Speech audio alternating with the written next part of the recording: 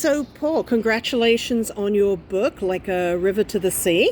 Um, the book was inspired, sadly, by your father's passing. Can you tell us what sort of experiences you shared together as his life left? Well, it was quite an ironic situation actually because he had been driving his car, had a heart attack, taken to an emergency room, Toronto Hospital, happened to be a small hospital, and for some reason they let me into the ICU where he was Oh, being held or treated.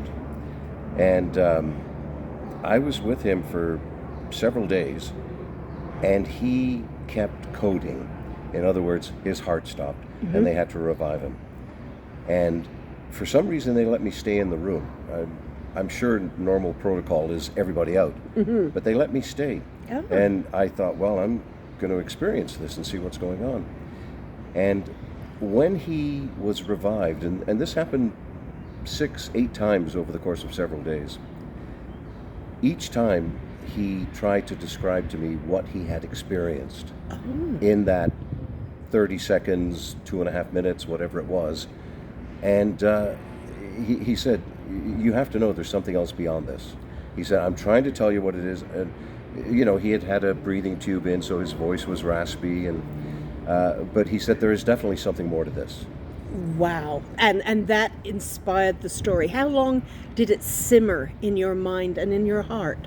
Well, this happened when I was 20, and I'm considerably older now. At the time, this was mid 70s, no internet, uh, you had reference libraries, but I went out and I got hold of every book I could find, mostly in used bookstores, as it turned out. And I read probably hundreds of books over the few years uh, about people's observations of, people call it life after death. I call it life after life, same thing. And so much of what I read mirrored what he was telling me.